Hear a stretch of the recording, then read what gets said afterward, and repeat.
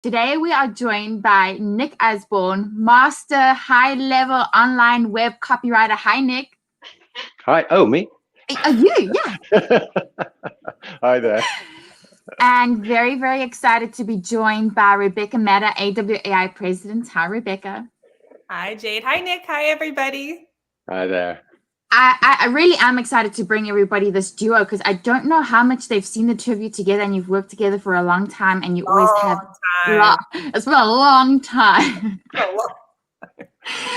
I know we joke, and I know we're super high energy and lively, but we do understand that a lot of people watching right now are going through a lot. There's a lot going on in the world. I mean, pandemic or the rest of it. If you're in the US, you understand it's a lot. It's tough times for a lot of people.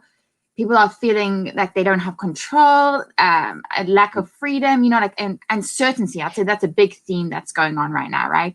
Yeah. So whatever we can do to diffuse that for you, that is my goal today. And I believe Rebecca and Nick's goal today to hand you back the reins, to bring it all back to you, make you feel good about the position that you are currently in. Well, I think that's the thing, is that like a lot of you might not even realize that you're actually in this amazing situation. And this is why Nick and I wanted to jump on today, is that this world of uncertainty. I was listening to the news this morning. I don't listen to the news in the morning because it distracts me from my writing. I have to be focused. My husband had it on. I got my kids set from school. And all of a sudden I'm listening to the ads and the headlines of the stories that are coming. And I just feel like, oh my gosh, oh my gosh, oh my gosh. Like all these like loops start opening. And I even told my husband, like, how can you work now? My brain is in so many directions. But what we want to do is kind of pull it back, because what's actually happening in the world right now, as horrible and confusing and as uncertain as it is providing a really great opportunity for writers. And so that's why Nick said, we got to jump on and talk about this, because many people like Nick are actually feeling guilty about how great it actually is right now for writers. So we want to talk about that. Let's talk about what the real opportunity is, and how maybe we can give some strategies even for how to kind of, first of all, understand what's happening during this uncertain time. That's the reality for writers. But then also, how do we get focused and take advantage of it while it's here, to set ourselves up for future success in this crazy world of uncertainty? Hey, so I'm almost feeling guilty, but not quite, because I've actually designed my whole life around this. It's like this is why I'm a freelancer and why I'm a freelance writer, is that I don't want to be vulnerable to stuff happening. I don't want anyone to be in a position to fire me. I can't be fired. I'm a freelance writer. I can't lose my job. I can't be downsized. I can't be let go. I'm my own boss. I'm in control. So I could lose a client. It's happened before. I'd lose a client, but I have more than one client. So I never lose my job, whatever is happening. And I've been doing this long enough that 1987 was a really bad year. 2001 was bad. 2008-9 were bad. But for me and for freelance copywriters who kind of manage their business at least half decently, these may be bumps in the road, but nothing big. I've never like I say, I've never lost my job, because I can't lose my job. I don't have a job to lose. I just have clients. And beyond that, I was before we started recording, I was talking about the various different places I'd lived over the years. And each time I moved, whether I moved from the UK to Canada, or from Ontario to British Columbia, or British Columbia to Montreal, it doesn't matter. I can move. It makes no difference. As long as I got my laptop in the backpack, I'm good to go wherever. So as a freelance writer, you're actually so there are two sides. Like Rebecca, you're talking about opportunity, but first there's opportunity, but before that, there is this kind of resilience and ability to deal with almost anything. And like you were saying, like I've said, I almost feel guilty, but and I don't feel guilty, because I really have I'm kind of paranoid about this stuff. I've been very deliberate in planning my career, in planning my business, so that I cannot take a mortal hit from stuff happening in the world. So really, you could say that that's a reason to become a freelancer, or, for absolutely. And now more than ever, is like you say, looking around the world and looking in North America, around the world, everywhere. It is very, very hard for anyone with a traditional job to think, hey, I'm safe. My job is safe. I'm safe. it's not just COVID. It's not just That's the reality politics. all the time. It's technology. It's technology. It's the rise of automation. It's the rise of AI. There's so many threats to traditional work. Well, if you think about that, I mean, there are more threats today, but really that's always been the case. You and I have been talking about this for over a decade now, of a reason to get into this world. It's hard to start because you have to learn to be your own boss and get yourself up in the morning and get your own workload and make sure that you're doing those things. You don't have someone saying, this is what you have to do today. But like you said, really, if you're working for somebody else, you are at their mercy. You're at the mercy of good decisions being made to the people who own and run the company. Right.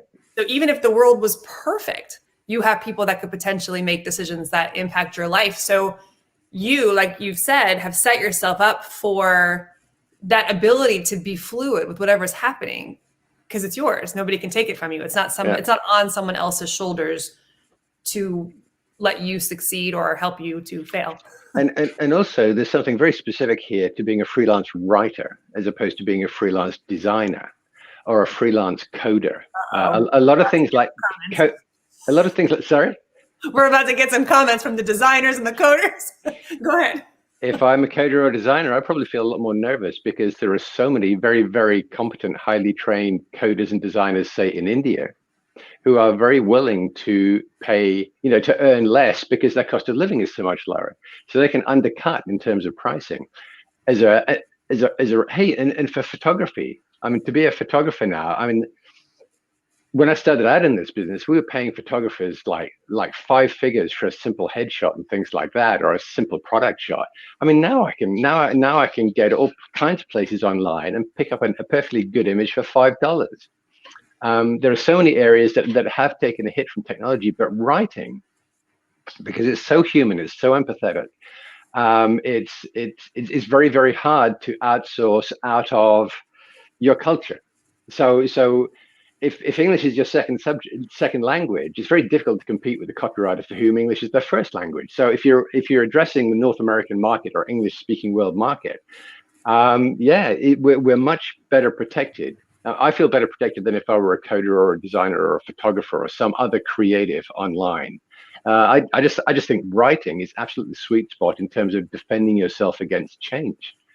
I also love it because sorry, Jade, go ahead. No, I was just going to say, I feel like the two of you are really in it. Like at the moment, you're in the opportunity, right? If somebody that's out of it, it seems very counterintuitive that times of uncertainty are providing opportunity, right?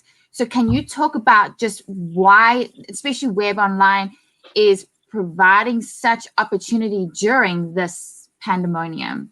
Well, if you just think about marketing channels, I'll start at one end and then Nick can continue across into the bigger blossom of the opportunity.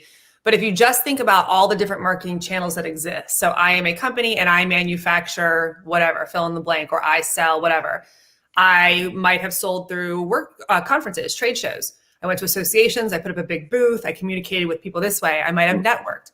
I had all of these, I was making sales calls, I was taking lunches, I was flying here and having these meetings with these people to get in and do my sales presentation.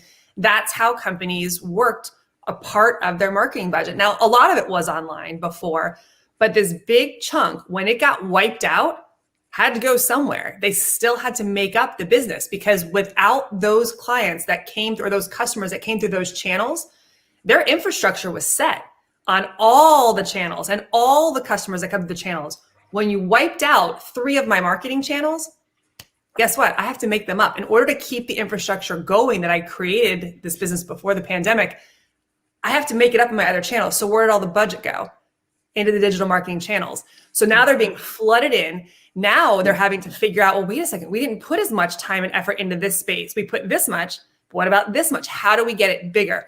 So online content, newsletters, social media, blogs, all the web stuff, all the digital copywriting stuff, all of a sudden started to have to grow really fast. But that's not what they were doing before. They didn't have that marketing infrastructure to do it. And so they quickly turned to freelancers to help them get this stuff off the ground and get going. But here's the thing. When the world opens back up, they will have already figured out how to make digital marketing work for them. So where do you think the budget's going to stay?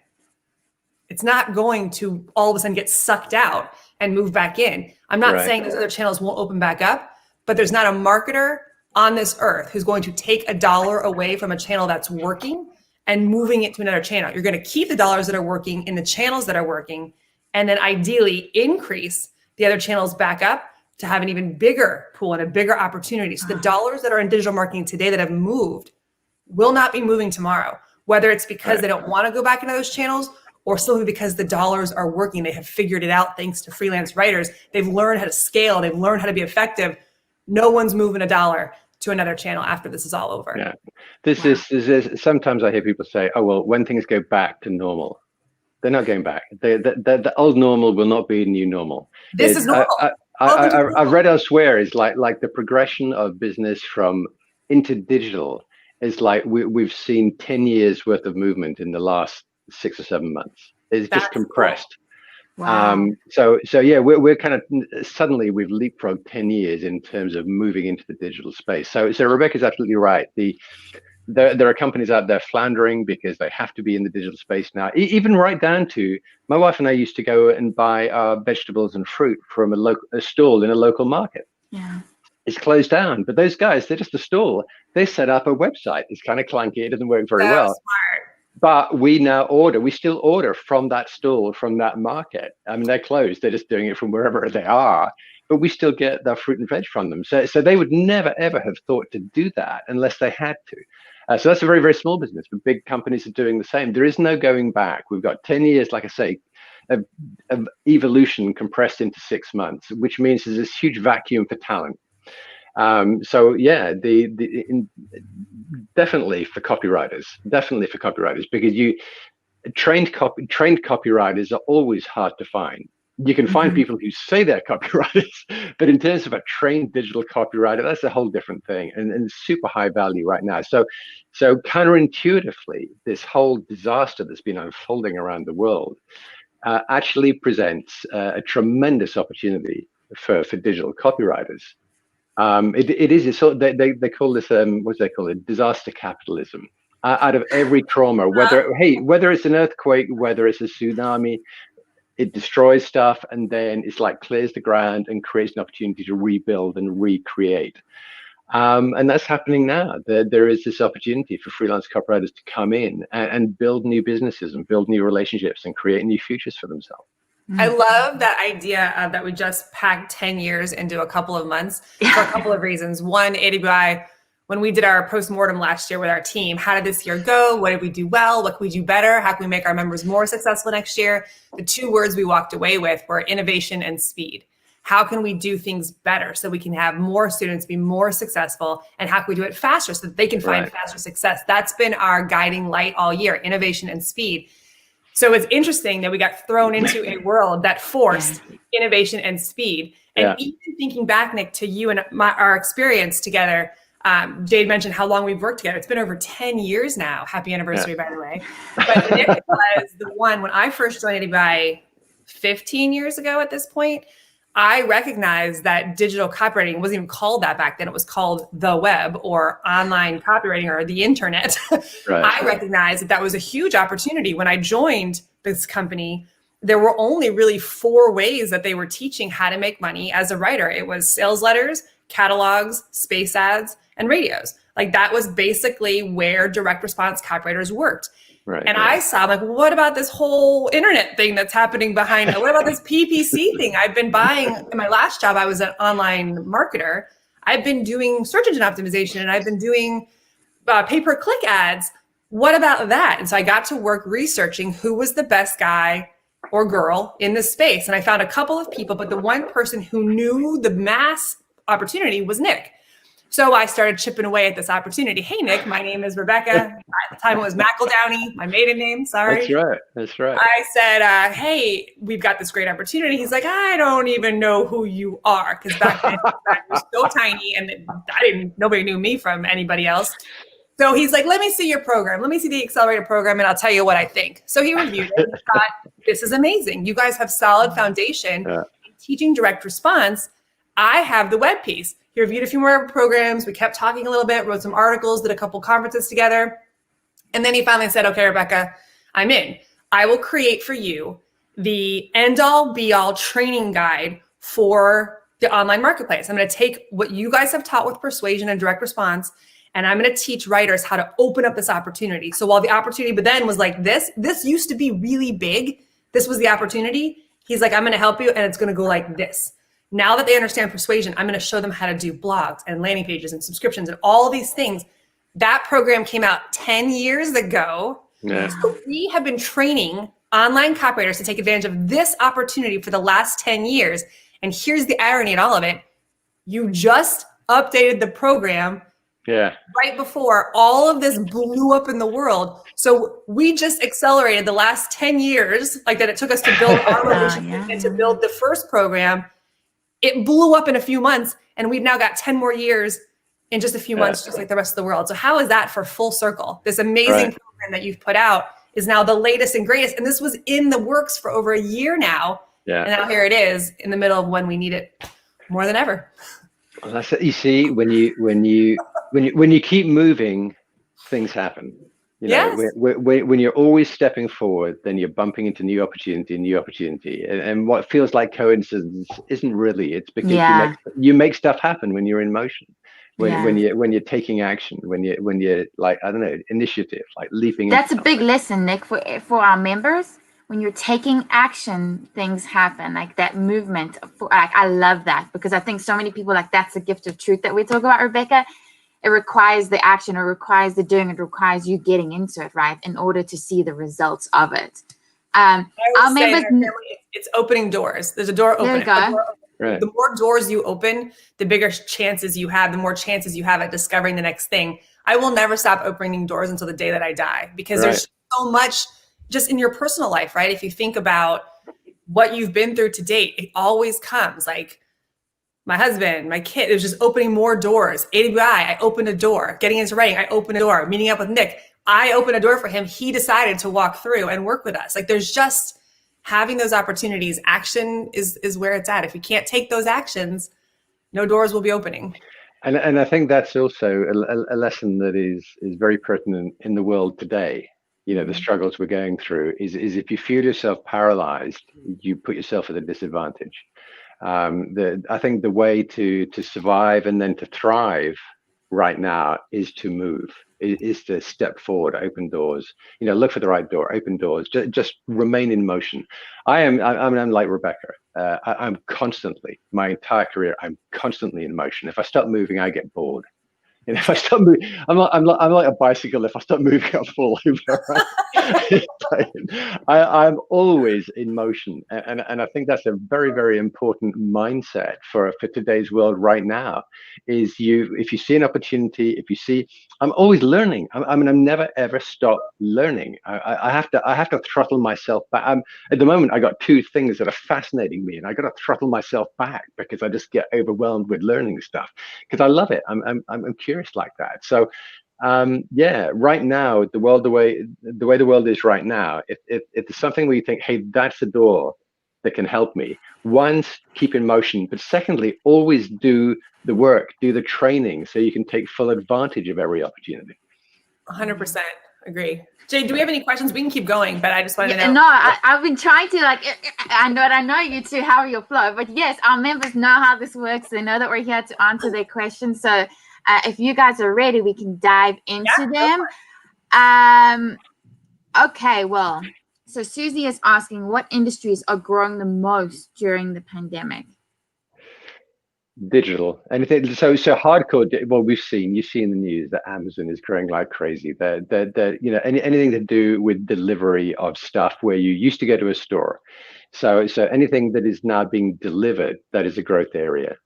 So Amazon, love them or hate them, and we kind of hate them except when we love them.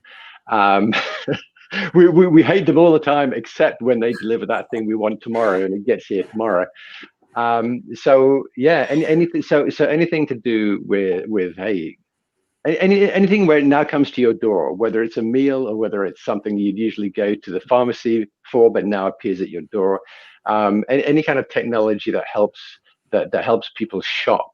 Like has become digital is this is one of the 10-year accelerations. So certainly the technology area has grown, and it's everything that supports it, like what we're doing now. I think we're not on Zoom, but Zoom has grown like 1,000% this year or something insane. because this has driven growth in tons of areas in technology. It's not the only areas of growth, but definitely it's one of them. So I think there's two ways of looking at that opportunity. So it makes a lot of sense for you to say, okay, I'm going to go after the areas that are growing. So you can go after healthcare, food services, things that people need right now in this. They need to shop. I read some stat that people have spent more in the beginning of this year than they did like all last Christmas season. And it's just amazing how much people are consuming online right now. So like what Nick was saying, anybody who needs to now supply online. But I think what I would also do is not move too far away from your core. What is the niche that you're in? What's the industry that you're in? If you don't have a niche yet, we have great webinars on our website that are free. Just search niche, NICHE, and you will find how to pick your best niche, whether it's your work experience, whether it's your personal experience, maybe you're into martial arts or something, or your demographic experience. Like I am a mom, whatever the thing is, I own a house. Like what am I and who could I talk to on behalf of a company who's targeting that same person? But once you have that niche, look in your own space, because like I said at the beginning, it's not just industries that are booming that you should go after. It's figuring out who you were going to go after anyways and helping them survive. Because the reality is right now, companies need you to survive, just like people are surviving right now. And we're just trying to make it to the next month, to the next week, to the next day. So are businesses right now. Some businesses are thriving. So companies like Zoom and Amazon, they're thriving. So they're going to need copy and content. But the other companies are too, the ones who are trying to shift into digital marketing, are trying to expand their digital marketing. Companies that didn't have blogs 6 months ago, they've got blogs now. They need newsletters. They need social media. They have to find new ways to find, communicate, sell, and retain customers. And it's like every store, every business on every main street in every mall, they're all having to go digital. So it goes whether it's shoes or food or whatever. But then it's still happening. So what you guys are basically saying then is that the biggest opportunity is the shift to online. And we use the word we use the word interchangeably, right? We were saying online, digital, web. This is all interchangeable phrasing. Okay. So if you want to make take advantage of the biggest opportunity, that's where you would send everybody. If I was you in your shoes right now, and I had no experience in my background, I don't really know, I would pick a niche that I want to get into. I would get up to speed quickly on digital copywriting, digital marketing. Nick has a great program that we have. I think it's actually available until midnight tonight at some crazy launch deal. But that I would get quickly up to speed there, and then that's how I would introduce myself. I would look at their website. I would say, I see that you have a blog here, but you haven't posted on it since April. Do you realize? I mean, the market is huge right now. I can help you. Here's 5 blog topics that I can write about for you. Which one would you like me to start with? That's number 1. The second one is, I see you have a newsletter and you're only sending it out once a month. I see you have a newsletter and there's no advertising in it. I see you have a newsletter and you're talking about A, B, and C, but I've been in the social groups in your industry and they're talking about X, Y, and Z. Here's 3 articles. I'd like to take over your newsletter and help it address the needs of your potential customers and the customers that you're serving. Put yourself in the business's shoes. They have to sell and they have to service their customers. That's what they're doing, right? They have to keep the conversations. They have to keep supplying solutions to the problems their prospects are having. The easiest way you can get your foot in the door right now is to deliver that to them. To say, I understand that you need to be in touch, that you need to be human, because your people are humans, no matter what you're buying. I don't care if it's B2B, B2C. I learned it from Ryan Dice. It's human to human. People are having human experiences right now. I can help you get in touch with your humans and keep them connected to your business. And blogs and newsletters, both digital products, both covered in Nick's program, are things that are so risk-free for clients to give you a shot. People are always like, I don't have any experience, I don't have any samples. It doesn't matter. Because they can take it. If you take 5 topics to any client and say, which one would you want me to write? It's like a paid audition. No one's going to ask you for a sample because you just gave them 5 ideas and you're going to write the perfect sample for them and get paid for it. Sorry, Nick, go ahead. Well, the nice thing about you using like email and stuff as an entry point is, of course, whether you have any training as a copywriter or not, you know how to write emails. Exactly. You write emails to your friend and family. You've had a decade's worth of experience. You know exactly how to write an email. And strangely, counterintuitively, the way you write your emails to friends and family is really not that far away. It goes back to the human to human. It's really not that far away from how you should be writing to, for a company. And 100%. again, then the move from writing an email into an e-newsletter, again, not much of a leap. They're both delivered through an email inbox. So this is actually like, if you get scared thinking, oh my goodness, I'm so untrained, I don't know how to do this. There are certain types of very profitable digital copywriting that you actually do know how to do. You know how to write emails. You know how to write social media updates. You know how to We're write on Facebook for right now, Facebook. right? You're on Right. Facebook. You're coming Yeah. to You know how to write for Facebook. I was talking to a company yesterday that they're desperate to do better, and I looked at their Facebook page, and it was so obvious to me, just as a human, like what they were doing wrong. And they're saying, yes, please, yes, please. We know we need help. So there's this kind of low. I'm not saying it's always easy peasy, because if it was, then anyone could do it, and we couldn't charge much money for it. But it's not as hard as you think. You already have experience in a lot of this stuff. Well, Nick, I think so. If somebody's wanting to take advantage of this opportunity, we've got a lot of questions, but can you spend like 1 minute just quickly covering what do you cover if they want to take the web program? Oh, well, there's a lot of kind of intro, a lot of background. This comes out of before Rebecca grabbed hold of me. I was training large corporations across North America and Europe, and basically what I did, her challenge was, Nick, can you take that professional grade training and turn it into training that would work for individuals, for freelancers, for people with no experience at all? And that was my real challenge. I had the expertise, but I had to rebuild it so that it would work for anyone. And so, yeah, we talk about writing for the web, writing home pages, writing landing pages, writing content pages, writing any kind of page you'll find on a website, and then writing emails, writing newsletters, writing for social media, all these kind of digital platforms, digital media. It covers all of it. It is a very, very, the program is deep, but it's also very broad. You come out of it with this huge body of knowledge, which makes you super confident when you walk up to a prospective client, because you do have this depth of knowledge after you've completed the program. Wow, I feel like that was like the elevator. 1 minute, you got it in. Yeah. Okay, so I'm going to see if I can try and find this question that I saw near the beginning, but just to frame it for you, it was somebody that had a fear about like, oh, here we go, Robert. One of his biggest struggles is that in a copywriting business, nobody seems to want to hire somebody 70 plus. How would they know that? How would they know that? Okay, you guys take it away, because Hey, Nick, how old are you? 25. Me too. I'm 63. I never thought I'd get to be this old. I thought I'd go out in a blaze of glory at about 25, but there you go. And I never tell. People generally don't ask. But yeah, I don't think it's a factor. Now, the funny thing is, if I go to a meeting and there's a lot of young people, I sometimes come across a bit of ageism. Like these young people say, oh, look, old man in the corner, ignore him. I'm sorry, who has the ageism? Mr. Usborne? Look at these little girls huddling around like they're in a sorority. But online, I've never come across that. I've not, like I say, in person, if I'm at an event or something, I can't join a group of young people because I'm an old person. But online, I've never felt that at all. It's never felt like a barrier. That age really doesn't matter. I don't care whether clients generally don't care whether you're 20 or 80. Honestly, I mean, how would they know, Rebecca? They wouldn't, right? You never asked them, right? Like I remember James Chartrand was a popular. She started the blog Men with Pens back in the days because women were getting paid less, and so she's like, "Forget that! I'm just going to change my name." So she changed it to James Chartrand, and she started a website, Men with Pens. And there you go. She was able to get around that thing, that perception at the time.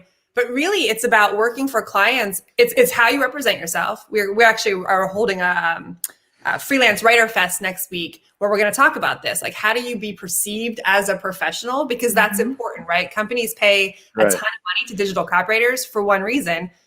Well, two reasons. One, because they know how to write copy that's effective. But two, because they're doing business with professionals. So how you represent yourself is very important. And two, you want to write about things. So maybe I wouldn't maybe write for something that was targeting millennials because I don't know the millennial market. That doesn't resonate with me. But I can talk to new moms all day. I can talk to old moms all day because I know what it's like to be a mom. I've been there.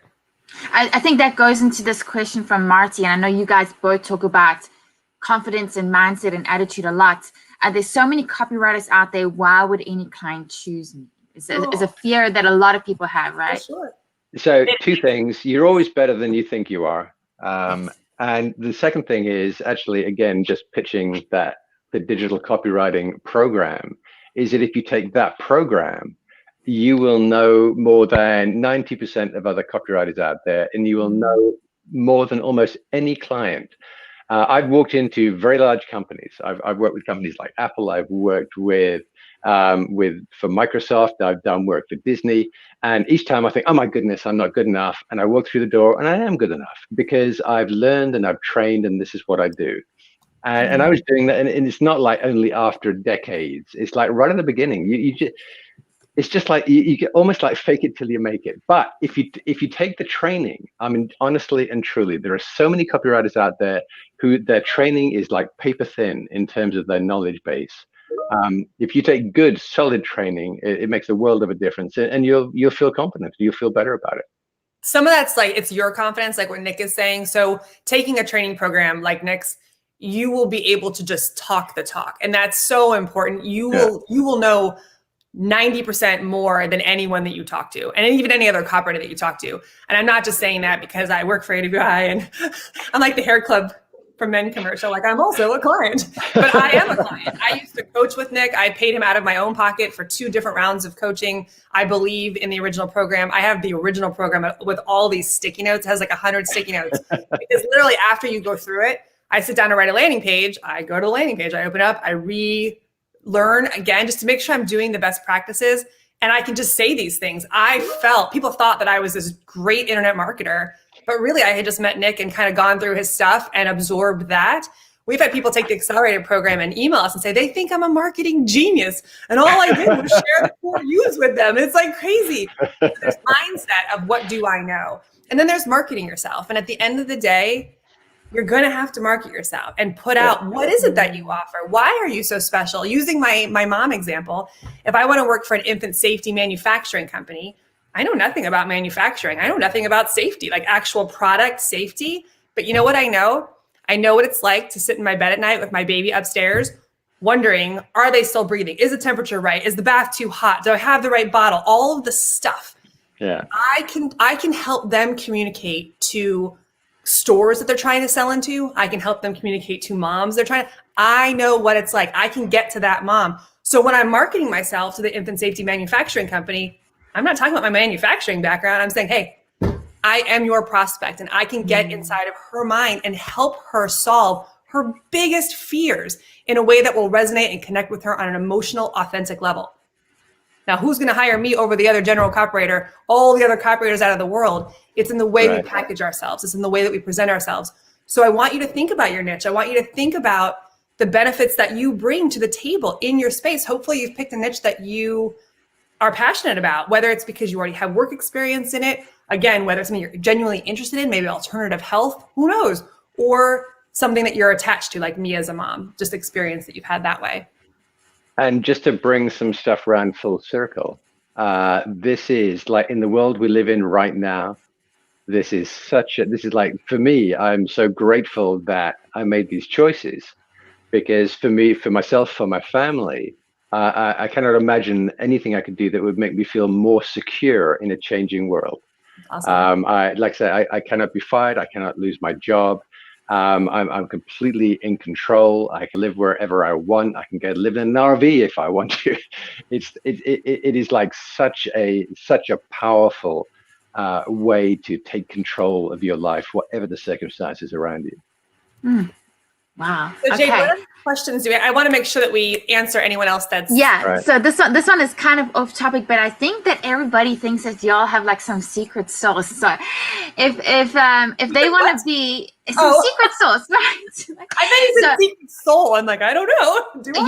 You have a beautiful soul, but secret sauce. Go ahead. I have a secret daily routine. Is that you know that thing about freelancers, how we all sit around on the beach, drinking martinis. I get up in the morning. I am the toughest boss I ever had. I have my breakfast. I sit down. I work. I learn. I work. I learn. And I put in a 10-hour day, 5 days a week. I work hard. So I don't have like a secret routine, but if I have a superpower, I'm gonna it's show you that mine. if I have a superpower, it's that I stay focused. I stay focused, and I'm a really tough boss on myself. I'm super organized. I have calendars. I have to-do lists. So yeah. So being a freelancer doesn't mean sitting around. And no, I don't have a weird routine like that. I have a kind of latte chai at 8:30 in the morning Turn off after. the light 3 times. Yeah, Totally. after I've done my meditation and I've eaten my super greens, nothing like that. I just, like I say, I'm a tough boss, and I like what I do, and I really focus and I really work hard. That's my I think it's routine. important to know how you work best. Like for me, when I'm at work, I'm at work, and nothing. Yeah. Rebecca Matter, and then mom, same person, two totally different mindsets, and I try to separate them as much as possible. It's kind of hard in this day and age. Been around each other for 24 hours a day for a very long time, but so creating some form of routine for some of you is going to be important. I have an office I can go to where I can close the door. If the doors are closed, that means I'm working, and it better be serious. Like someone's bleeding, the house is on fire, or something has to happen like right now. Otherwise I get faces in the windows like, is now a good time? The other thing I do is I never sit down without a plan. I don't sit down with blank pages, and I don't sit down without a plan. So I have like a master list that's going all the time that has all the stuff I have to do. But then this is my secret weapon. I'm going to show it to you guys right here. It's a sticky note. I'm like, we can't see. I tore off my to-dos, but this is what I use every single day. Pen and paper. The reason I do this, I have a master notebook that has all of my stuff. I have a Trello board that has all of my ideas. I probably have 72 articles in the making, just little blurbs of stuff. Every time I get an idea, I just write 3 lines of what I want to say. So when I have to do something, I can get back to it and write the articles. But my daily to-dos, when I sit down, it's on the sticky note. And the reason I use a sticky note is it's reasonable. I know that I can finish a sticky note. It is very rare that I walk away and have to rewrite something on the next day's sticky note, because that to me is like, I love to check things off. I don't like to rewrite them. Having a plan will make everything in your life so much easier, whether you're taking a course, whether you're marketing yourself, whether you have deadlines to do. Write it down. Like, I'm going to take section 1 of Nick's program from 8 to 9 tomorrow. Then at 9 o'clock, I'm going to give myself a 15-minute social media break. When I'm done, I'm done. I close social media. Next on my list, I promised myself I was going to do one business building thing every single day. Today's task, and so you might write BB on your list. And every day you're going to have a BB on the list. Today's task is going to be updating my LinkedIn profile, watching that presentation from AWAI on picking a niche.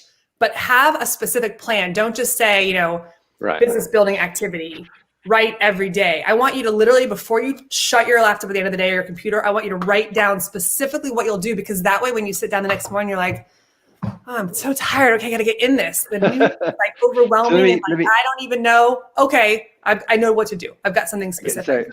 So 2 things. One is I am, like you, I'm super structured. And when I'm working on something serious, I actually treat it as if it were an exam. I say, I'm going to start at 9, I'm going to finish at 12. And it's like I'm sitting, no, you can't start at 9:15. No, you can't go past 12. It's like an exam. You sit there, so super structured. But that said, every day I try to build in 1 hour where I go out and I cycle, I walk, I kayak. And I do this for a couple of reasons. One is because my health is important to me personally and professionally. The healthier I am, the more productive I am at work. The other reason is that when I'm at my desk computer, that's where I get the work done. In terms of ideas, having ideas, I almost always have ideas when I'm walking, cycling, or kayaking. And I have a pad of paper I take with me on my bicycle and in my kayak. And I will stop and I will write stuff down. I think every big idea or good idea I've had has actually been while I've been taking out of the house, walking, cycling, kayaking, whatever, hiking. I have this picture of Nick like in the middle of a river, like writing down his notes, just floating in the abyss. If anybody sees that, please can you send us a photo? Rebecca, I don't know if I'm allowed to mention this at all, but you and Nick are both a part of what you mentioned, the Fest Next Week big event, and I just feel like all these each have their own section and their own topic that you're going to be, I think your presentation is like a lot. So anything about taking advantage of this opportunity, You should sign up for Nick's digital copywriting course. That's the course. It's the only one out there that is this level of professional grade training that's going to give you everything that you need. And we're not here to do any kind of big sales pitch or anything. We just want to make sure that that's when I say you're going to get in with blogs, you're going to get in with articles, guess what's going to happen after you get your foot in the door? Well, can you write landing pages? Can you do the subscription page? Can you do my social media? Because digital marketing, it's like there's persuasion and then there's like boom, boom, boom, boom, boom, boom, all these opportunities. And the minute you get in with anything, even no matter how you enter, if you enter with social media, guess what social media links to? Articles, newsletter signups, subscription pages. It's all attached. So once you're in one piece, and like Nick was saying, if you know how to write the email, it's so easy to spin the content into all these other pieces. And why wouldn't you, right? You can turn a $500 blogging project. Maybe you write one blog a week. That project is $800. And guess what? Let me also do the social media to drive the traffic. Let me also do the landing pages. What are we driving people to? Like, let's sell some stuff. Let's get them to your sales page. Now, all of a sudden, you turned an $800 project into an $8,000 project and an ongoing thing. So that's why you want this program, because not only does it teach you the things, but when a client says, well, can you also do? You're like, yes, I can. You open up Nick's program, you learn, you can just jump to that module and do that training. The fest for next week, though, for those of you asking questions about confidence, mindset, business building, all of those questions, we're going to tackle that all next Wednesday live at the fest. But if you're looking to get in and break in to digital copywriting, this is where you need to be. And then Jade, if you can show them maybe a link for the fest, just if you want to do that for, again, understanding mindset, understanding, Nick will be on there with us as well. We'll talk about how to write samples, how to set up your business, how to price projects, all of that stuff. And it's a free event next week that'll be available to you. Okay. So Sheila had a question. I don't know if we want to wrap up with this because we've already gone over time. I'm so not shocked. Is there a difference between digital marketing and digital copywriting, or are you using those words interchangeably? They're not the same. Digital marketing is the whole thing. It's like everything a company will do online, and it could be video, it could be their website, it could be any kind of advertising or promotional activity is the marketing mix, or how a company markets itself.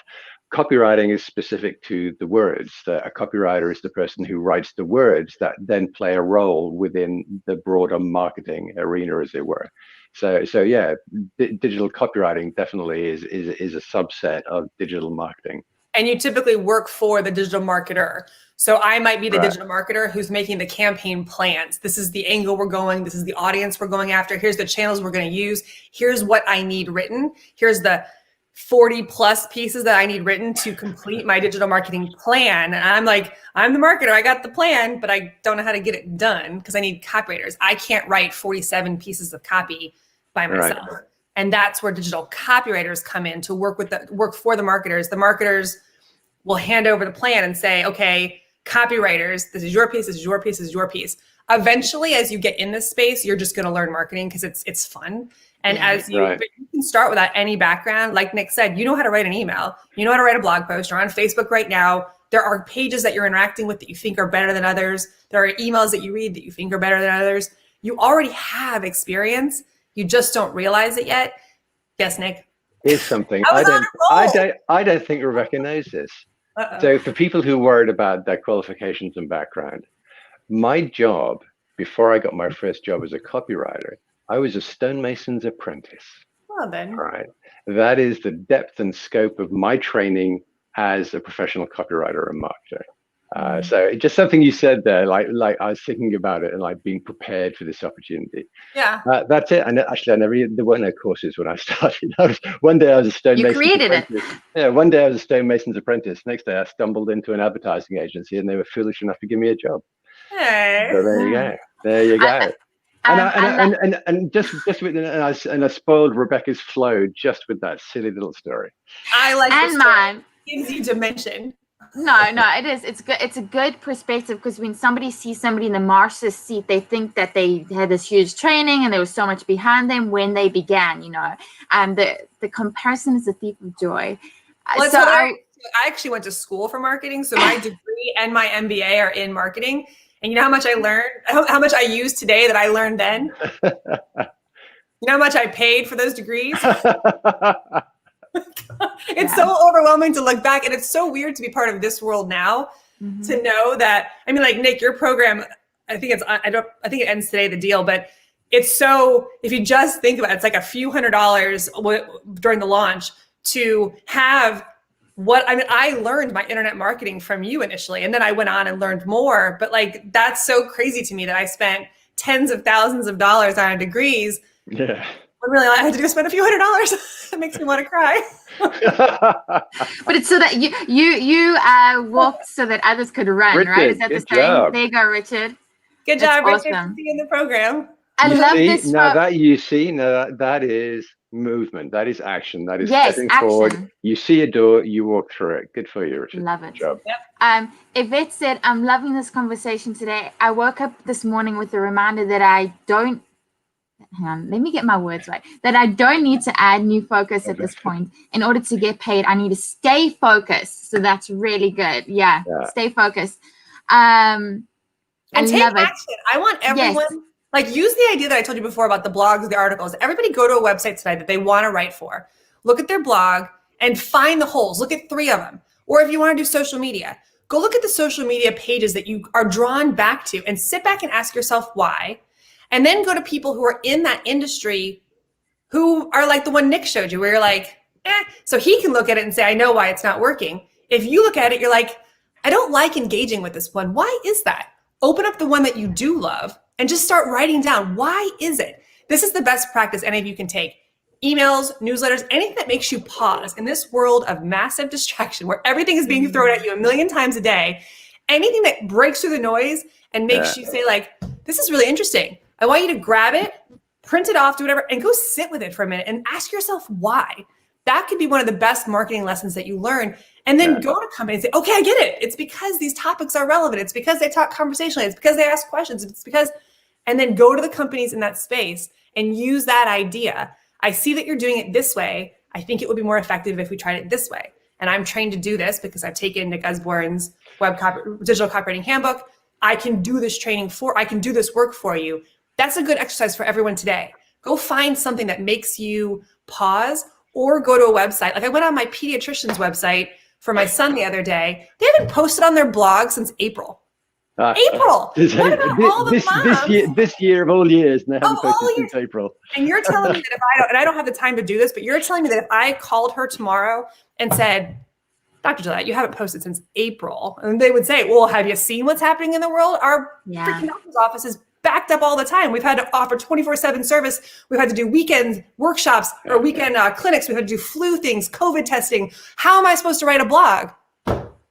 Here's 5 ideas. Here's 5 article headlines. Which one would you like me to start with first? What is she going to say? No? Perfect. Say no. So timing is another Timing is everything. And action, taking action. If I make that call, I have the chance of getting that job. If I just sit here talking to you guys about it, not so much. I mean, I could open a whole nother door and say that Rebecca just spoke about a whole new layer of opportunity, because it's not just that the companies are not having to do it themselves online, but they don't have the time to, so they need more people because of that. But I won't do that. So I will just say that I saw a comment about somebody that already has the web program. And if you don't know AWAI, one of the best things is that we do living programs. So if you already had it, you're going to get all these new updates to everything that Nick has done. So dive on back in there, because it's even better than it was before. And as he continues to update, you'll get those updates. So anything that you take from AWAI is a living program, which means you get free updates for life. So even the original buyer, the first member who bought the accelerator program or bought Nick's first Copywriting 2.0, before it was even called that, it was like writing web copy that converts. It was a totally different. If you bought it 10 years ago, you still get this new version completely free. It's on your member page. And in 10 years' time, when Nick redoes it for the 20th anniversary, then you'll get that version too. Okay, well, I mean, I feel like we could probably keep going for another 50 minutes. Oh my gosh. Wow. Yeah, I know. We're well over. But we will stop talking so that everybody can take action and get moving and do all the things that we've been talking about today. So, Nick, thank you so much for joining us. Always insightful. I always learn something new. And I see Rebecca taking notes, so she's also learning. EG was commenting how she loves it that you take notes during all That's of my this. other tip, guys. Whenever you're on any of these things, have a notepad, have a pen. There's something, I was literally lecturing my daughter about this morning. There's something about the brain to hand connection. And she's like, but I don't have to go back to my notes. I'm like, I know, because you took the notes. By taking the notes and putting it in your head. And a lot of times you can throw the notes away, but when you don't take the notes, it's where you're like, what were they? What? There's a connection. You can always doodle as well. So. Yeah. And then anybody that wants to come back and re-listen in case you didn't take the notes or want to get them, it is available in our video tab on AWAI. Can you put up the phone number too in case anybody wants to call the member success team? So that everything's on that URL right there, and you'll see the timer. I think it ends at midnight tonight. But if you have any questions, call the member success team. You're welcome to email one of us. We're all standing by, ready to help you. Maybe we can open up a Facebook thread that anyone else has any follow-up questions can ask. And you guys they can comment on this even if they're watching it in a few hours, and then we can just do us a favor and tag us so that we know that we need to come back to answer the questions. Okay, so all right, guys. Thank you. Oh, hang on, here we go. In case anybody, sorry, Jen, I missed it. There you go. In case anybody missed the number. But again, thank you so much, and thank you to everyone who joins us. We have so much fun. Thank you for your comments and your questions. So much fun. You guys make it fun with your questions, like asking Nick his daily routine. Okay, so thanks. I'm sure we'll see you soon.